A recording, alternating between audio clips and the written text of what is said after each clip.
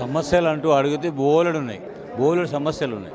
ఉద్యోగులకు ఉన్నాయి, ఉపాధ్యాయులకు ఉన్నాయి, పెన్షనర్లకు ఉన్నాయి, నిరుద్యోగులకు ఉన్నాయి, ప్రజలకు ఉన్నాయి, అందరికీ ఉన్నాయి. పెన్షనర్లుగా మాకు ఎవరి దయాదాక్షిణ్యం కాదు. పెన్షన్ అనేది హక్కు వాళ్ళకి ఇవ్వాల్సిందని సుప్రీంకోర్టు చెప్పింది, హైకోర్టు చెప్పింది, అనేక సార్లు చెప్పింది. నేను సూటిగా ఒక మాట అడుగుతున్నా.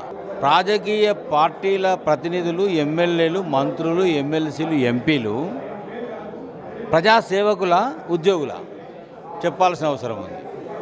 ఒక ఎమ్మెల్యేకు, ఒక ఎమ్మెల్సీకి, ఒక ఎంపీ అయితే పెన్షన్ వస్తుంది, ఎమ్మెల్సీ అయితే పెన్షన్ వస్తుంది, ఎమ్మెల్యే అయితే పెన్షన్ వస్తుంది. ఒక వ్యక్తి మూడు పెన్షన్లు కూడా తీసుకునే అవకాశం ఉంది. ఇవాళ పెన్షనరు కంట్రిబ్యూటరీ పెన్షన్ స్కీమ్ అంటే పెన్షనే లేదు, నిర్దేశిత పెన్షన్ ఇద్దామనేటువంటిది గత కాంగ్రెస్ ప్రభుత్వంలో రుద్దేశిండ్రు. ఇప్పుడు పనిచేస్తున్న వాళ్ళందరూ రేపు పెన్షన్ రాదు మా మాదిరిగా. ఇక కేంద్ర ప్రభుత్వం, బీజేపీ ప్రభుత్వం యూనిఫైడ్ పెన్షన్ స్కీమ్ అని కొత్త తీసుకొచ్చింది. సిపిఎస్ రద్దు చేసి రెగ్యులర్ పెన్షన్ ఇవ్వమని అంటే ఇది చేయకపోగా యూనిఫైడ్ పెన్షన్ స్కీమ్ పేరు మార్చింది. పరిస్థితి మాత్రం అదే. ఇవాళ మాకు వస్తున్న పెన్షన్ బెనిఫిట్లో తెలంగాణ రాష్ట్రంలో మార్పు వచ్చి కాంగ్రెస్ రావాలి, మార్పు కావాలి అని కోరుకుంటే మార్పు వచ్చింది, కాంగ్రెస్ మారింది, పాలకుడు వచ్చిండు, కొత్త ముఖ్యమంత్రి వచ్చిండు. ఏమి జరిగింది, ఏమి ఒరిగింది అని చూసుకుంటే ₹1 అదనంగా రాకపోగా ఉన్నవి ఊడిపోతున్న పరిస్థితి ఉంది. ప్రజలది అట్లే ఉంది, నిరుద్యోగులది అట్లే ఉంది, పెన్షనర్లది అట్లే ఉంది. పెన్షనర్ కదా, వీళ్ళు ఏం చేస్తారంటే పెన్షనరు వయోవృద్ధులు కావచ్చు, వయసు మీరొచ్చు. ఇక్కడ కూర్చున్న ఇలా తెలంగాణ ఎంప్లాయీస్ కోఆర్డినేషన్ కమిటీలో కూర్చున్న మేమంతా ఇవాళ ఉపాధ్యాయ ఉద్యోగ సంఘాలు రాష్ట్ర స్థాయిలో పనిచేసి అనేక ఉద్యమాలు చేసి అనేక మంది ముఖ్యమంత్రులను నిలదీసి హక్కుల సాధనలో మేము విజయవంతమైన వాళ్ళమే. ఇవాళ ఆత్మ గౌరవ పునాది పైన తెలంగాణ రాష్ట్రం ఏర్పడ్డది కదా. ఈ ఉద్యమాలు చేయని ఈ ముఖ్యమంత్రికి ఏం తెలుసు దాని విలువ? ఆత్మ గౌరవం ముఖ్యం. అన్నం లేకపోయినా, తిండి లేకపోయినా బతుకుతాడు. కానీ తెలంగాణ రాష్ట్రంలో రోషం, పౌరుషం, ఆత్మగౌరవం ముఖ్యం. ఆత్మగౌరవాన్ని దెబ్బతీసే విధంగా నన్ను గోసుక తింటారా, నన్ను వండుక తింటారా అంటే పెన్షనర్లు, ఉద్యోగులు, ఉపాధ్యాయులు రాక్షసులు కాదు. నిన్ను గోసుక తినేంత హీన చరిత్ర వాళ్ళకు లేదు. గౌరవంగా 30-35 సంవత్సరాలు ఉద్యోగం చేసి, ఉద్యోగ బాధ్యతలు నెరవేర్చి, 35 సంవత్సరాలను ఉద్యోగం చేసి అవినీతికి అడ్రస్ లేకుండా నీ సేవలు అందించినందుకు ప్రతిఫలంగా రిటైర్మెంట్ అయిన తర్వాత నీ గౌరవప్రదమైనటువంటి పెన్షన్ రాష్ట్ర ప్రభుత్వం, కేంద్ర ప్రభుత్వం అందిస్తుంది. ఇది ఒక కానుక, ఇది హక్కు.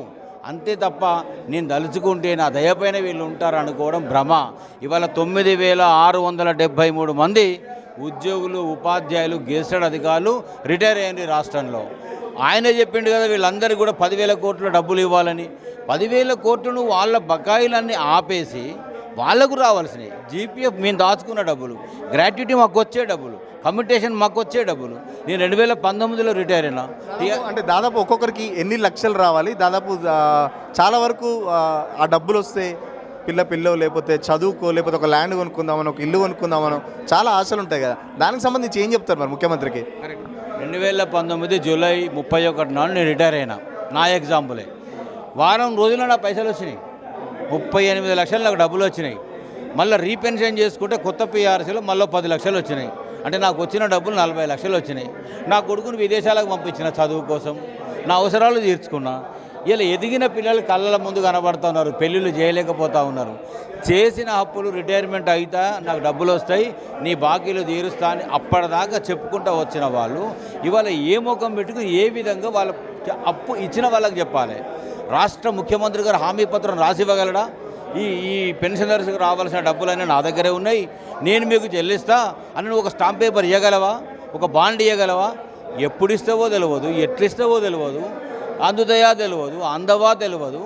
రెగ్యులర్ పెన్షన్ సపోజ్ మీ ద్వారా నేను చెప్తా ఉన్నా, 2 లక్షల రూపాయల వేతనం వచ్చే ఒక ఉద్యోగి ఉన్నాడు. ఆయన పెన్షన్ 80,000 వచ్చింది. అంటే రెగ్యులర్ ఆదాయంలో 1,20,000 పోయింది కదా. కుటుంబం నడుపుకోవాలి, అదనమైనటువంటి అవసరాలు తీర్చుకోవాలి, ఖర్చులు తీసుకోవాలి. అంటే ఒక్కొక్కరికి మినిమం 50 లక్షలు, 50 లక్షల నుంచి 70-80 లక్షల రూపాయలు ఒక్కొక్క రిటైర్ అయినటువంటి ఉద్యోగికి, ఉపాధ్యాయుడికి, అధికారులకు రావాల్సిన అవసరం ఉంది. ఇటు ఉద్యోగము పోయి, ఇటు పెన్షన్ డబ్బులు అందక, ఏ ఆసరా లేక మరి ఏం చేయాలో చెప్పండి? ఇల్లు లేదు, పిల్లల పెళ్ళిళ్ళు ఆగిపోయినాయి, చదువులు ఆగిపోయినాయి. ఎంతకాలం? అంటే ఇప్పటికి 16 నెలలు అవుతుంది. 16 నెలల్లో స్పష్టత లేదు. ఈ పోయిన గత ముఖ్యమంత్రి మొత్తం ఇదంతా కూడా 3 ఏళ్ళు పెంచిండు, ఇవన్నీ కూడా ఆయన చేసిపోయినాయి అన్నాడు. అనడానికి కొంచెం సోయి ఉండాలి ముఖ్యమంత్రికి. ఎందుకంటే నువ్వు ఎప్పుడు వచ్చినావు? డిసెంబర్ 9వ తారీఖు నాడు నువ్వు ప్రమాణ స్వీకారం చేసినావు, ఈ రాష్ట్రంలో బాధ్యత తీసుకున్నావు. నువ్వు చెప్పినాడు ఏం చెప్పినావు? అందరికీ అన్ని ఇస్తా అని చెప్పినావు. 420 హామీలు ఇచ్చినావు, 6 గ్యారంటీలు ఇచ్చినావు, అనుకోని గ్యారంటీ ఇంకోటి కూడా ఇచ్చినావు. నా పాలనలో ప్రజాపాలన ఉంటుంది, ప్రజాస్వామ్యం పరిడవిల్లుతుంది అని చెప్పినావు. ప్రజాస్వామ్యం లేదు, ప్రజాస్వాహామ్యం ఉన్నది ఇక్కడ. అటు ప్రజలు ఇబ్బంది పడుతున్నారు, ఇటు మేము ఇబ్బంది పడుతున్నాం. ప్రజల నుంచి మమ్మల్ని వేరు చేద్దాము, చిత్రీకరిద్దాము, మీ సొమ్మంతా కూడా జమ చేసింది వాళ్ళే తింటున్నారనే ప్రయత్నము విఫల ప్రయత్నం, చిల్లర ప్రయత్నం, చిలిపి ప్రయత్నం. అలాంటి ప్రయత్నాలు చేయొద్దని చెప్పేసి ఇవాళ విజ్ఞప్తి చేయడం కాదు, హెచ్చరిస్తా ఉన్న ముఖ్యమంత్రిని. ఇవాళ ఇక్కడ ప్రెస్ క్లబ్లో పుట్టిన వేదిక తెలంగాణ ఎంప్లాయీస్ కోఆర్డినేషన్ కమిటీ కూడా చాలా స్పష్టంగా చెప్పిండు కదా, 18,500 కోట్లు ఉన్నాయి, 2 జేబులు లేకపోతే కోసుకొని తిన్నా పైసలు లేవని చెప్తున్నారు. మరి మీ డబ్బులు ఎట్లా వస్తాయి? మరి మీకేమో 10,000 కోట్లు అని చెప్తున్నారు దాదాపు పెన్షనర్లకి. మీ డబ్బులు ఎప్పుడు వస్తాయి అని మీ ఎక్స్పెక్టేషన్? మరి 18,000 కోట్లు సాలీన ఆదాయం రాష్ట్ర ముఖ్యమంత్రి రేవంత్ రెడ్డి గారు వచ్చేటప్పుడు, అధికారంలోకి వచ్చేటప్పుడు తీసుకొని రాలే. ఇలా ఉద్యోగులు, ఉపాధ్యాయులు, అధికారులు అనేక డిపార్ట్మెంట్లలో నిరంతర శ్రమ చేస్తే ఆ శ్రమ ఫలితంగా ఉత్పత్తి రంగాల్లో వచ్చినటువంటి ఆదాయము 18,000 కోట్లు నాకు వస్తుంది అని చెప్పినావు. ఆ రోజు కూడా నువ్వు పీసీసీ ప్రెసిడెంట్గా ఉన్నప్పుడు ప్రచారం చేసేటప్పుడు గదే 18,000 కోట్ల ఆదాయం ఉన్నది. ఈ 18,000 కోట్ల ఆదాయానికి 7-8 లక్షల కోట్ల అప్పు చేసిండని చిత్రీకరించి ప్రజలకు అందరికీ ఊరూరా డప్పు కొట్టుకొని గజలు కట్టుకొని చెప్పినావు కదా. మరి అట్లా చెప్పినటువంటి నీవు ఇవాళ ఏమంటున్నావు? అసెంబ్లీలో తేలిపోయింది 3,84,000 కోట్ల అప్పు అయింది, ఈ రాష్ట్రంలో అప్పున్నది, సంపద ఉన్నది, ఉపయోగపడే పనులు చేసినామని వాళ్ళు అసెంబ్లీ లోపలనే చెప్పిండ్రు, శ్వేతపత్రం నువ్వు ఇచ్చినావు. మళ్ళీ అప్పుల ముచ్చట తేకుండా ఉన్న రాష్ట్రం లోపల ఉపాధ్యాయులను, ఉద్యోగులను, పెన్షనర్లను, వ్యవస్థలను ఎట్లా కాపాడుతావో చెప్పాలి. కాపాడి చూపెట్టే నువ్వు సమర్థుడు అనుకోరు. మరి కేసీఆర్ మేనేజ్ చేసినట్టు రేవంత్ రెడ్డి మేనేజ్ చేయలేకపోతుండా? ఎందుకు? రేవంత్ రెడ్డికి ఎక్స్పీరియన్స్ లేకనా, లేకపోతే దేని గురించి ఇదంతా జరిగేది? మరి మేనేజ్ చేసేది ఏముందండి ఇక్కడ?